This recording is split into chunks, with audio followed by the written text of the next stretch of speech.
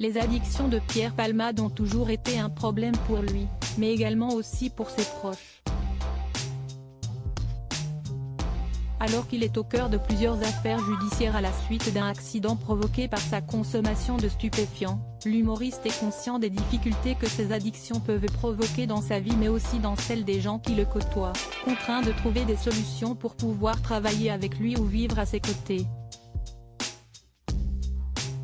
Dans son autobiographie parue en 2019 aux éditions HarperCollins et intitulée « Dites à mon père que je suis célèbre », l'humoriste avait notamment révélé comment Muriel Robin, avec qui il a collaboré durant de nombreuses années, se débrouillait pour réussir à l'éloigner de ses démons lorsqu'ils devaient travailler ensemble. « Je suis toujours à jeun lorsque j'écris, surtout pour écrire du drôle. Je dois être réceptif à ce qui m'entoure pour avoir les bonnes idées et la bonne inspiration », avait-il expliqué.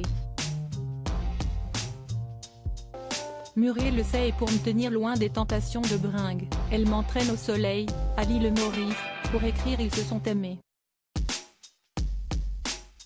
Grâce à cette méthode, les deux humoristes pouvaient donner le meilleur d'eux-mêmes et réussissaient à travailler sans relâche tout en étant au top de leur créativité, 10 jours de boulot.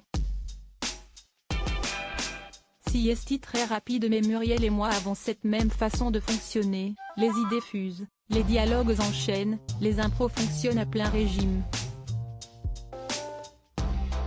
Une anecdote qui montre aussi que celui qui se disait triste d'être homosexuel arrivait à se détacher de ses addictions pendant une petite période, lorsqu'il était pleinement plongé dans son travail. Pierre Palmade, Muriel Robin, Michel Larocque, Véronique Sanson. Les fans de sa vie Muriel Robin, l'accident de Pierre Palmade, la fois de trop? Néanmoins, il semble que cet accident a été la goutte de trop aux yeux de la partenaire de jeu et d'écriture de Pierre Palmade. Au départ très inquiète pour son amie lorsqu'elle a su pour sa collision avec d'autres véhicules, son attitude a par la suite radicalement changé après avoir appris qu'il était responsable de l'accident et qu'il était au volant sous l'emprise des stupéfiants, provoquant la perte de grossesse d'une femme enceinte de 7 mois ainsi que les multiples blessures d'un homme de 40 ans et de son fils de 6 ans. Un proche a même confié auprès de nos confrères de Paris Match qu'elle voyait l'humoriste désormais comme un assassin. Depuis, les liens semblent rompus entre les deux artistes.